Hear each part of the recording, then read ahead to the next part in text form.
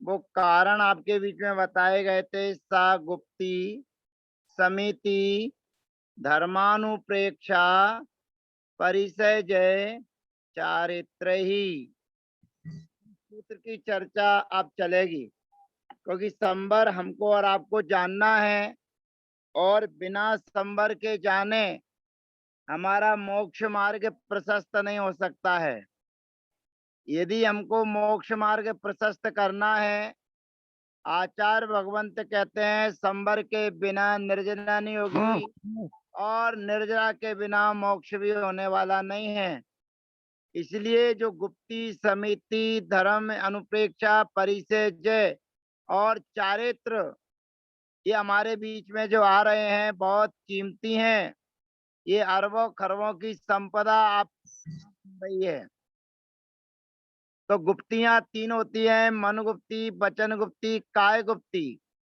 समितियां पांच होती हैं, ईर्या भाषा समिति, अशना समिति, आदान निक्षेपण समिति, व्युत्सर्ग समिति।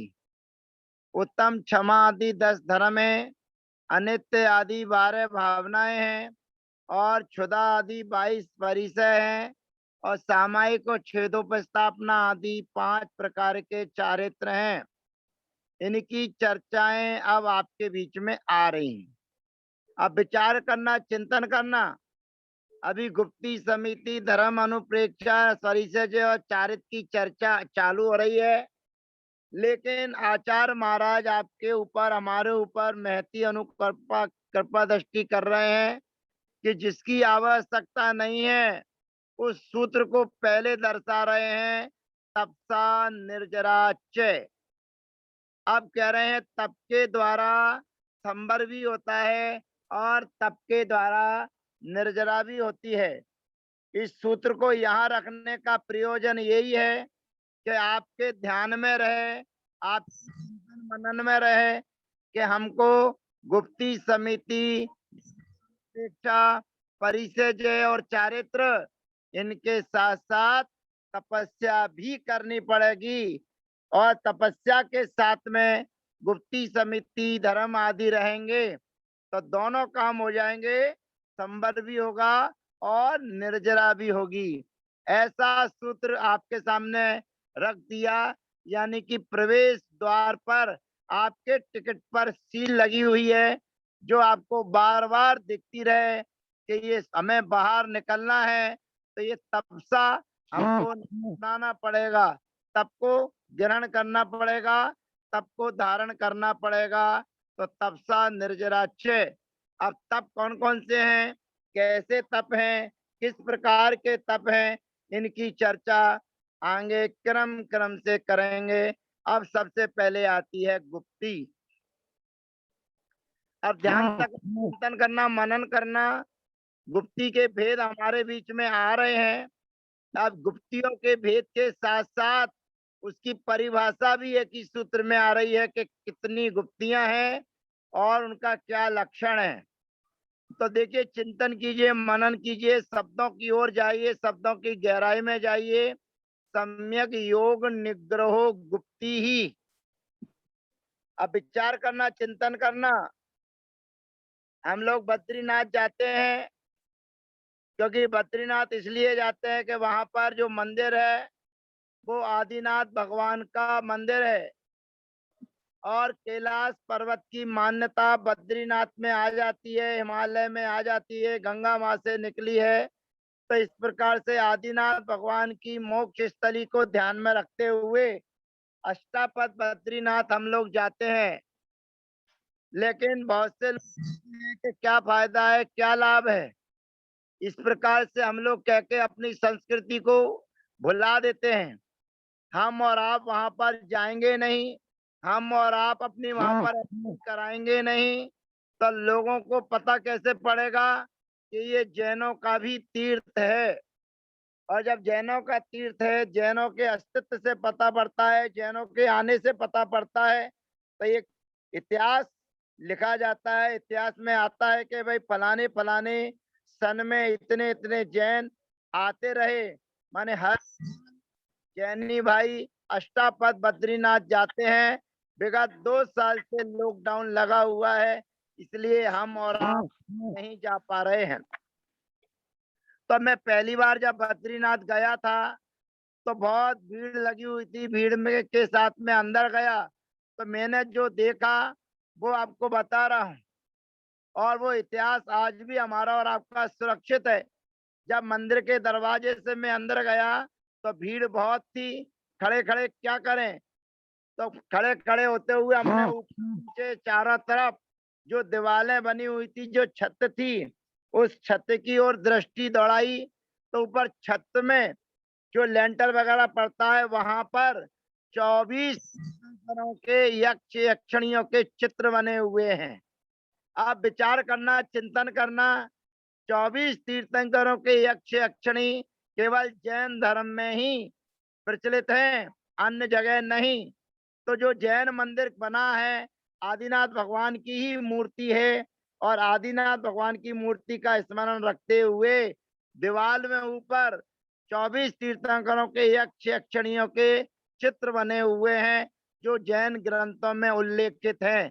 इसी बात से ये प्रमाणित है कि वो जैन मंदिर है, रहा था। तिरुपति बालाजी भी नेमिनाथ भगवान की प्रतिमा वहां पर विराजमान है। और जब प्राचीन समय में जब हमारे जैनियों का अस्तित्व कम था, उस समय एक बात प्रस्तावित हुई थी, या तो बाहुबली भगवान की प्रतिमा, बाहुबली भगवान का स्थान हमें दे दिया जाए या तिरुपति बालाजी हमें दे दिया जाए। तो उस समय निर्णय लिया गया था कि तिरुपति बालाजी दे दिया जाए। तो उस समय उन्होंने तिरुपति बालाजी पर अपना आधिपत्य रखा और हमारे पास रहा गोमटेश्वर बाहुबली भगवान श्रवण बेलगोला। तो मैं यहाँ पर ये बता रहा हूँ, जो सूत्र आ रहा है उसके शब्दों पर ध्यान दीजिएगा। तो मैं कह रहा था कि जहाँ बद्रीनाथ जाते हैं, हरिद्वार जाते हैं, वहां पर बहुत से ऐसे साधक मिलेंगे जो तपस्या करते हुए मिलेंगे। ऊपर पहाड़ पर एक बाबा जी मिलेंगे जो 6 महीने पूरी ठंड में पूरे बर्फ के स्थान पर ही रहते हैं। तो आचार्य भगवंत कहते हैं कि आपका जो मन वचन काय से निग्रह हो रहा है, मन वचन काय की प्रवृत्ति को रोका जा रहा है, उस मन वचन काय की प्रवृत्ति को रोकने के लिए ध्यान रखिए, सबसे पहला शब्द वो क्या दे रहे हैं, सम्यक योग निग्रहो गुप्ति ही। बड़े ध्यान देइए, सम्यक सम्यक प्रकार से पहले होना चाहिए।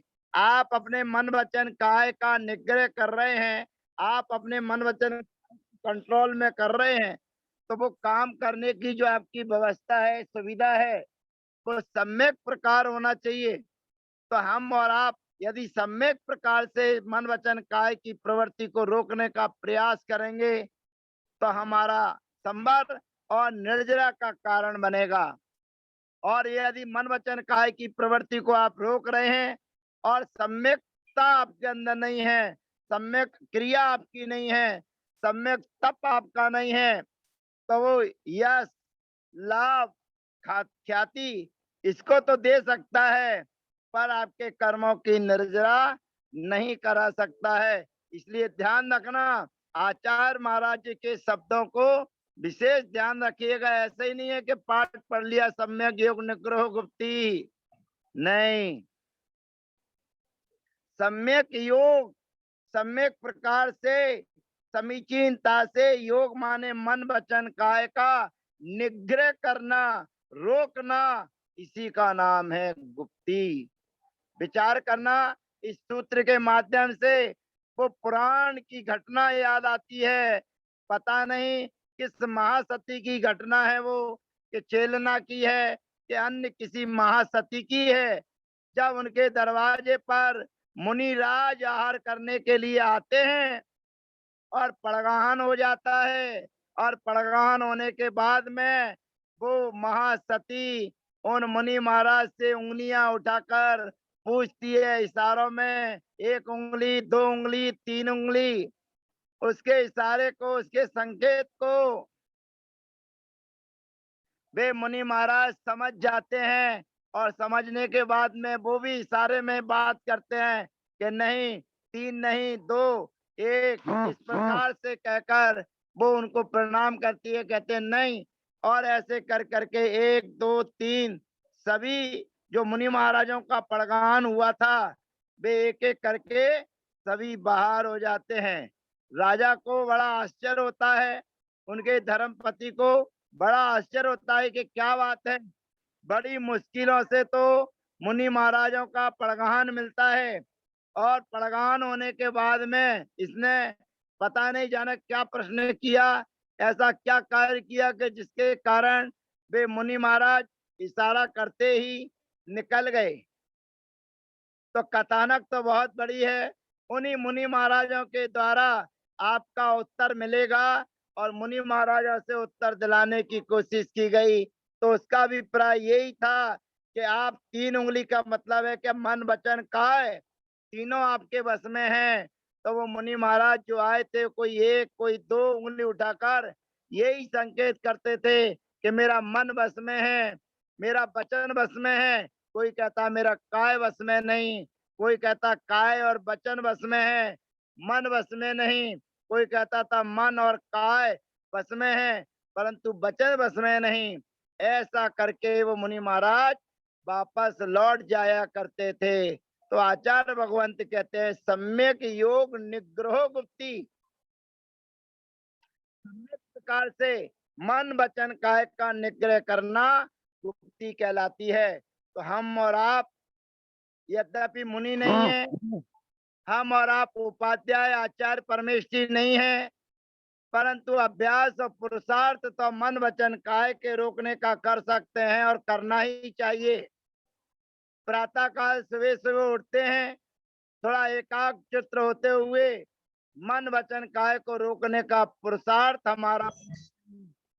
आज 24 घंटे आपको कोई काम नहीं है, घर में आप हैं, तो घर में रहते हुए केवल 2 ही सहारे आपके होना चाहिए, पारस चैनल, जिनवाणी चैनल, और माँ जिनवाणी, हाथों में जाप, स्वाध्याय, ज्ञान, बस यही आपका चिंतन मनन चलना चाहिए। आपको अहोभाग्य सौभाग्य मानना चाहिए कि फालतू के कामों से हम बच रहे हैं, अपने घर में हैं, अपने परिवार के बीच में हैं, अपने बच्चों के बीच में हैं। तो कम से कम हम अपने परिवार और बच्चों को फुल समय तो दे रहे हैं। नहीं, कहाँ आपको फुर्सत बच्चों से बात करने की, और बच्चे कहीं परिवार कहीं। तो उस अपेक्षा से देखा जाए तो अच्छा है, लेकिन दुख और परेशानी ये है कि इस महामारी ने हमारे और आपके बीच के अनेक लोगों को हमारे और आपके बीच से अलग कर दिया है। यद्यपि जैन ग्रंथ, जैन सिद्धांत तो यही कहता है कि भैया जीव का स्वभाव आना और जाना है, जो आया है वो जाएगा। ये बात सिद्धांतिक है, पक्की है। लेकिन असमय में कोई चला जाए, बिना संकेत के कोई चला जाए, पहले से कोई ऐसी व्यवस्था नहीं कि जाने की कोई उम्मीद हो, और वो चला जाए, तो थोड़ा सा दुख की घड़ी लोगों के बीच में आती है। तो कोई बात नहीं, लेकिन हमें सम्यक योग निग्रह सम्यक प्रकार से मन वचन काय का निग्रह करने की कोशिश करना चाहिए। और जो लोग भी अपने घर में रह रहे हैं, साधना कर रहे हैं, उनको कम से कम 1 घंटे का मौन व्रत धारण करना चाहिए। अपना संकल्प लेना चाहिए कि जब हम कहीं जा नहीं रहे हैं, घर से निकल नहीं रहे हैं, और घर में ही रह रहे हैं, तो क्यों ना हम देश व्रत ले लें, नियम ले लें। आज दोपहर में चर्चा चल रही थी, और चर्चा चलने में कहा कि भैया जी आप आ नहीं पा रहे हैं, हमने आपको बुलाया था, तो हमने कही आप ही आ जाइए। तो कहते हैं आए कैसे, बाह्य साधन सब बंद हैं। तो कहने का अभिप्राय यही है, जब बाहर के साधन बंद हैं और आप जा भी नहीं रहे हो, तो भैया देश व्रत लेने में क्या जा रहा है। जो 7वें अध्याय में आपने गुण व्रत 10 दिशाओं की सीमा की थी, उसी में देश व्रत भी आया था कि उसमें से आप महीने में कहाँ जाएंगे, आज कहाँ जाएंगे, 15 दिन में कहाँ जाएंगे, इस प्रकार से यदि आपका संकल्प होता है तो वो काय का निग्रह कहलाता है। ये कोई जरूरी नहीं है कि आप सामायिक करने बैठे हैं वही काय का निग्रह है। अरे आवागमन आपका व्यर्थ ना हो, इधर उधर आप व्यर्थ में ना आए और ना जाएं, इसे शुरुआत काय निग्रह की कहलाती है। तो आपको देश व्रत ले लेना चाहिए कि हम जयपुर से बाहर नहीं जाएंगे, आसाम गुवाहाटी से बाहर नहीं जाएंगे, पदमपुरा से बाहर नहीं जाएंगे, दिल्ली से बाहर नहीं जाएंगे। अब आगरा से मुंबई पहुंच गए हैं तो अब मुंबई से वापस आगरा नहीं जाएंगे। कितने दिन? 1 महीने, 2 महीने, 3 महीने, माने 10 दिन, 15 दिन। आप 10-10 दिन का, 15-15 दिन का, 20-20 दिन का, 1-1 महीने का देश व्रत लेकर काय निग्रह कर सकते हैं। तो काय का निग्रह हो जाएगा और प्राय करके मोबाइल का उपयोग भी स्वाध्याय आदि के माध्यम से कम हो रहा है, तो मन भी आपका इधर उधर कम चलायमान हो रहा है। तो उन सभी चीजों का ध्यान रखते हुए जितना हो सके उतना मन वचन काय की प्रवृत्ति को कम करने की कोशिश करना चाहिए। अब 5 समितियों की चर्चा चलती है। ईरिया, भाषेषणा, दान, निक्षेपोत, सर्गः, समितयः। ईरिया, भाषेषणा, दान, निक्षेपोत, सर्गः, समितयः। अब समिति कितनी होती हैं? कहते 5 होती हैं। कहते कौन कौन सी होती हैं? अब आजकल तो सभी लोग घर में हैं, इसलिए ज्यादा कोई चर्चाएं नहीं होती हैं। और जब घर में नहीं रहते थे और सब लोग बाहर रहते थे, तो जो बाहर रहने वाला है वो घर के मालिक से कहता है कि मैं बहुत काम करता हूँ, और घर का मुखिया कहता था मैं बहुत काम करता हूँ। दोनों एक दूसरे से कहते हैं हम बहुत काम करते हैं, बहुत काम करते हैं। आचार्य महाराज कहते हैं आप दुनिया के 1000 काम करते हैं, लेकिन वे सारे के सारे 1000 काम इन 5 कामों के अंतर्गत आते हैं। 5 कामों से ज्यादा कोई भी कार्य कोई नहीं करता है। तो इन 5 कार्यों को आप सम्यक पूर्वक करें, 5 कार्यों को आप विवेक पूर्वक करें। आपका कुछ नहीं लगना है, आपका धर्म पलेगा, अहिंसा धर्म का पालन होगा, जीवों की विराधना बचेगी और आप उस दिगंबर जैन धर्म की ध्वजा को आगे पहुंचा सकते हैं। आज 2500 वर्ष निकले हैं, अभी 1800 वर्ष बाकी हैं इस जैन ध्वजा को आगे लेके चलने के लिए। तो जो हम और आप काम करते हैं वो केवल 5 ही काम हम और आप करते हैं। वो 5 काम कौन कौन से हैं? अब आप दुकान, अभी तो दुकान बंद है, अभी तो ऑफिस आदि तो चालू भी है और बंद भी है। तो आप घर से दुकान जाते हैं, पहला काम है आपका घर से दुकान जाने का, दुकान से घर आने का, मुंबई से जयपुर जाने का, जयपुर से पदमपुरा जाने का। तो कहते हैं जो आपका जाने का काम है उसका नाम है ईरिया समिति। आप घर से कहीं भी जाएं, आप दुकान से कहीं भी जाएं, आप घर में कहीं भी टहलें घूमे चलें, लेकिन नीचे देखकर चलेंगे तो उसी का नाम है ईरिया समिति।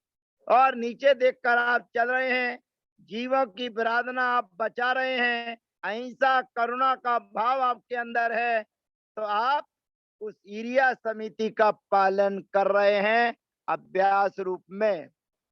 तो आपको क्या करना है? नीचे देखकर चलना है, ये पहला काम। अब उसके बाद में आता है दूसरा काम। किसी से कुछ कहना है, किसी से कुछ बोलना है, तो किसी से कुछ कहना, किसी से कुछ बोलना, तो उसको क्या करिए? कहते भाषा समिति। ईरिया के बाद भाषा। भाषा का मतलब होता है सोच कर बोलना, समझ कर बोलना, हित मित प्रिय वचन बोलना, किसी को आपकी वाणी सुनने के बाद बुरी ना लगे, कोई आपसे ये ना कहे कि कैसा बोलते हो आप, कैसा स्वभाव है आपका, बस इसी का नाम है भाषा समिति। तो भाषा का मतलब होता है आप सबसे और सम्मान के साथ में बोलिए। आप अपने से छोटे को आदर सम्मान बहुमान देंगे, आपका ही उसमें यश है, आपकी ही उसमें ख्याति है, आपकी ही उसमें पूजा है, क्योंकि आप अपने से छोटे को, अपने से बड़े को, अपने से बराबर वालों को बहुमान दे रहे हैं, उनका ध्यान रख रहे हैं, उनको सम्मानित कर रहे हैं। काय के द्वारा? वचनों के द्वारा। और वचनों के बोलने पर आपका हमारा कुछ नहीं जाता है। एक छोटा सा प्रसंग अभी याद आया, आपको सुना देता हूँ। पुराने जमाने में गांव देहातों में व्यापार धंधे जो चलते थे तो फेरियों से चलते थे। साइकिल पर अपना सामान रखा और गांव देहातों में जाकर आवाज लगा लगा के लोगों को सामान बेचा जाता था। सभी अपने अपने हिसाब से सामान लेके जाते थे। एक व्यापारी एक गधे पर, गधे की धर्मपत्नी, आप समझ लीजिए, उस पर अपना सामान रखकर फिरोजाबाद की चूड़ियां और बहुत बहुत अच्छी अच्छी प्रकार की चूड़ियां गांव में लेकर जाता था और गांव में बेचता था। अब जब चलते चलते वो आवाज लगाता, चूड़ी ले लो, चूड़ी ले लो, बढ़िया बढ़िया चूड़ी ले लो, और उसने अपने जो वाहन था उस वाहन पर अपनी दुकान उसने जमा रखी थी, सामान जमा रखा था। और कभी कभी चलते चलते जो वाहन उसका था कभी रुक जाता था, कभी चलता नहीं था, कभी अड़ जाता था, तो वो क्या बोलता था? अरे मेरी बहन चल, अरे मेरी माँ चलो, अरे मेरी बुआ चलो। इस प्रकार से वो उसको बोलता था। लोगों को बड़ा आश्चर्य होता था कि भाई बात क्या है,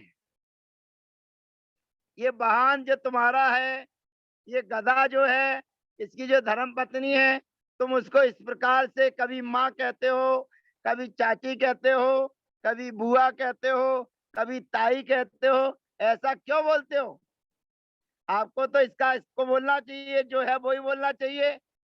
भैया मेरा व्यापार ऐसा ही है, और मेरे व्यापार में माँ बहन बुआ चाची आती हैं, और कोई कोई बुआ चाची ऐसी आती हैं कि सामान कम खरीदती हैं और सामान फैलाती ज्यादा है, बगैरती ज्यादा है, इधर उधर ज्यादा फैलाती हैं। तो ऐसी माँ बहनें जब आ जाती हैं तो उनसे कहना पड़ता है कि चल मेरी माँ जाओ, मेरी बुआ जी आप जाओ, थोड़ा जगह दो, दूसरे को बैठने दो, चाची मेरी जाओ। तो जो माँ बहनें चूड़ियां लेने के लिए आती हैं तो उनसे मैं बुआ चाची माँ बहन बोलता हूँ, तो उनको बुरा नहीं लगता है, क्योंकि मुझे संस्कार बनाना है अच्छे शब्दों का प्रयोग करने के लिए। और मैं इसको जैसा बोलूं और इससे कहूं चल गधी चलती क्या नहीं, भाग चल, या गधा चलता क्यों नहीं है, तो उसको गधे को गधा कहकर अगर वो बात करेगा तो एक बार जो उच्चारण करने वाली चीजें हैं और वो उच्चारण करने वाली चीजें उसकी जबान में आ जाएं, और कोई माँ बहन से अगर वो शब्द बाहर निकल आए तो ना चुड़ी बचेंगी और ना वो बचेगा। तो वो कह रहा है इसलिए मैं शब्दों को संभाल कर बोलता हूँ, शब्दों को तौल कर बोलता हूँ, ताकि मेरे शब्दों के माध्यम से किसी माँ बहन को बुरा ना लगे। इसलिए मैं इन सम्मानित शब्दों का प्रयोग करता हूँ। तो सम्मानित वचनों का प्रयोग करना ही भाषा समिति है। सामने वाले को आपके शब्द अच्छे लगना चाहिए, सुनने में हित मित प्रिय लगना चाहिए, बस इसी का नाम भाषा समिति है। अब उसके बाद में आता है तीसरा है ऐषणा समिति। अब ऐषणा का मतलब होता है भोजन आहार जो आप भोजन कर रहे हैं, उस भोजन को एक बार देख कर, शोध कर कि कहीं उसमें बालचंद तो नहीं है, कहीं उसमें जीव चंद तो नहीं है, कहीं उसमें कोई फालतू की चीजें तो कहीं से नहीं आ रही हैं। ऐसा जो भोजन है, चाहे साधु करें, चाहे त्यागी करें, चाहे वृत्ति करें, चाहे प्रतिमाधारी करें, अंतराय करना नहीं करना अलग विषय है। साधुओं को तो अंतराय करना ही पड़ता है, पर गृहस्थों को अंतराय करने का नियम नहीं है। पर देखकर शोधन भोजन तो करना ही चाहिए। और यदि भोजन करते में, आहार करने में कोई बाल चंद, जीव चंद वगैरह अगर आपकी साग सब्जियों में आ जाए, तो अंतराय करना नहीं करना एक अलग विषय है। तो कम से कम उस चीज को आप अलग करके, वो गंदगी, वो खराब चीज तो कम से कम आपके मुंह में नहीं जाएगी। इसलिए देखकर, शोध कर भोजन करना, इसका नाम है ऐषणा समिति। अब चौथा काम हम और आप करते हैं, घर में रहते हैं तो घर की कोई भी सामान उठाते धरते हैं, दुकान पर रहते हैं तो दुकान के सामान को उठाते रखते हैं, और ऑफिस में रहते हैं तो ऑफिस में रहने वाले सामानों को कहीं यहाँ और वहां उठाते धरते हैं। तो कहते हैं जो आप उठा रहे हैं, रख रहे हैं, उसी का नाम है आदान निक्षेपण। आदान माने लेना और निक्षेपण माने रखना। तो जब हम कोई चीज ले रहे हैं तो देख कर उठाएं, रख रहे हैं तो देख कर रखें, झाड़ पोंछ करके रखें। तो उठाते और देख रखते समय, आदान और निक्षेपण करते समय यदि हम देख कर उठा रहे हैं, देख कर रख रहे हैं, तो उसी का नाम है आदान निक्षेपण। और उसके बाद में पांचवा है, हमारे शरीर से जो मल मूत्र आदि का विसर्जन किया जाता है, वो विसर्जन करते समय हम उस स्थान का अवलोकन कर लें, उस स्थान को चेक कर लें कि वहां पर कोई जीव जंतु तो नहीं है। और यदि जीव जंतु हैं तो उनको स्थान को परिमार्जित करके, शोध करके, स्थानांतरित करके अपने शरीर का मल मूत्र आदि का विसर्जन करना चाहिए। तो इसी का नाम तो उत्सर्ग, उत्सर्ग समिति है। तो ये 5 काम से ज्यादा कोई भी संसारी जीव, चाहे साधक हो, चाहे त्यागी हो, चाहे वृत्ति हो, चाहे प्रतिमाधारी हो या ग्रस्त हो, इन 5 कामों से ज्यादा कोई भी कार्य नहीं करता है। इन पांचों में ही सभी काम होते हैं। जाना आना होता है तो पहला है हिरिया समिति। कोई काम करने के लिए, करवाने के लिए बोलना पड़ता है, उसका नाम है भाषा समिति। और शरीर बिना भोजन के चल नहीं सकता, इसलिए उसका नाम है आसान निक्षेपा ऐषणा समिति। और कोई भी चीज को उठा रहे हैं, रख रहे हैं, तो उसका नाम है आदान निक्षेपण। और उत्सर्ग माने होता है त्याग। उत्सर्ग माने त्याग, माने छोड़ना। और जो चीज हम छोड़ रहे हैं उसी का नाम है उत्सर्ग। तो ये 5 समितियां होती हैं जो हम सहजता में, अभ्यास रूप में इनका पालन कर सकते हैं।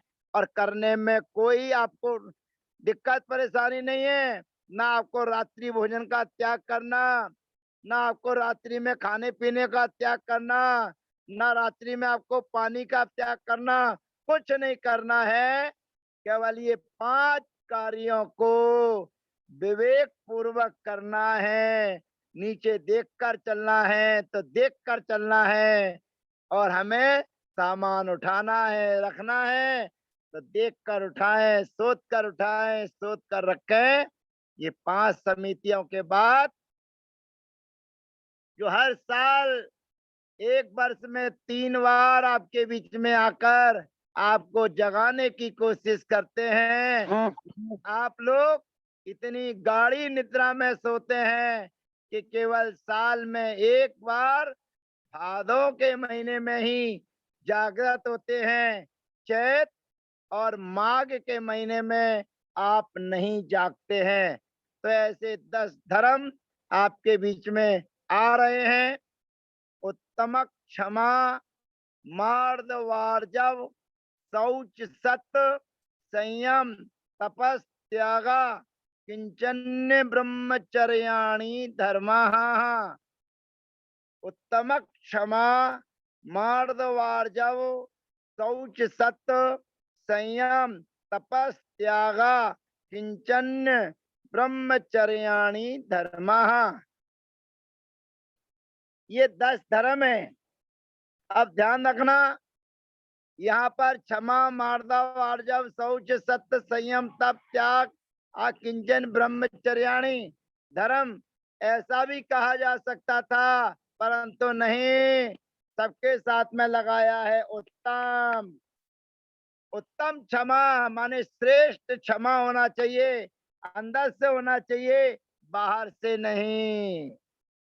अगर आपसे किसी ने कुछ कहा है या आपको ऐसा एहसास हुआ है कि आपको बुरा लगा है, अब शब्द किसी ने कहे हैं और आप उसको क्षमा कर दीजिए, इससे बड़ा कोई शस्त्र आपके पास में शत्रु को जीतने के लिए नहीं है।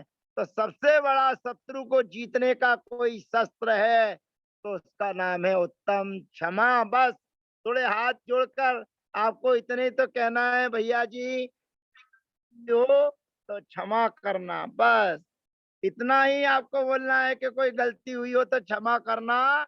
तो इतने बोलने में ही आप कर्मों की निर्जरा और संबर को प्राप्त हो जाएंगे। तो सबसे पहले उत्तम क्षमा।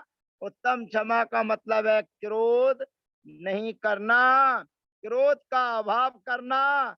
और आपसे किसी ने अपशब्द कहे हैं तो उस अपशब्द के बाद उसको क्षमा भाव धारण करते हुए उसको क्षमा कर देना।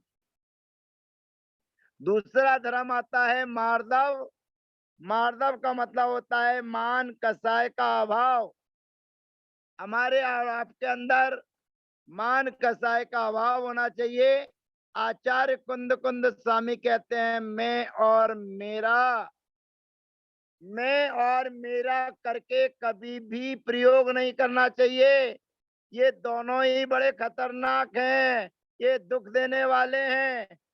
मैं और मेरे का प्रयोग किया जाता है, वही आपके लिए दुखदायक है।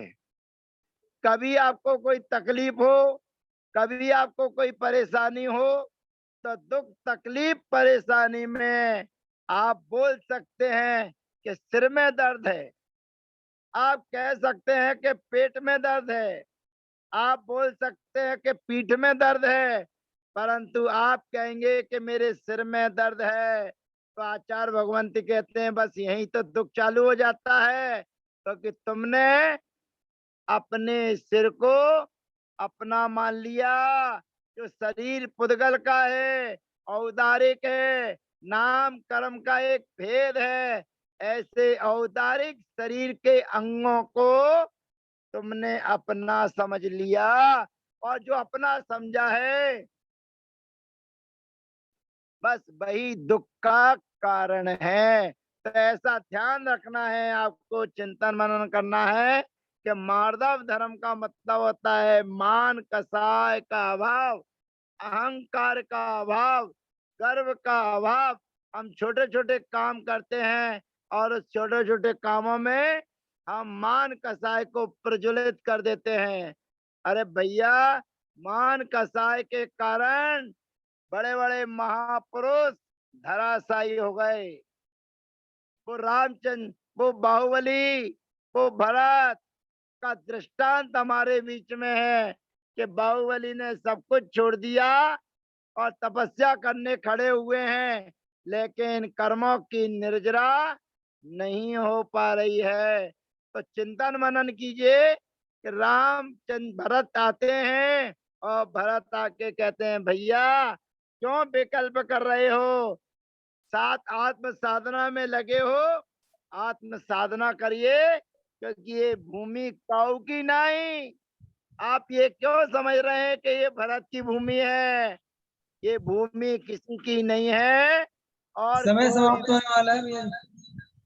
है। कुछ समय के बाद ये सत्र समाप्त होगा और पुनः नया सत्र 2 मिनट के बाद में आ जाएगा। तो पुनः 2 मिनट के बाद में बीच में आपको थोड़ा सा गैप दिया जाएगा। मशीन आपकी गर्म हो रही है, उसको थोड़ा सा ठंडक पहुंचाने के लिए एक बार आप जुदा होंगे और पुनः आपका मिलन होगा।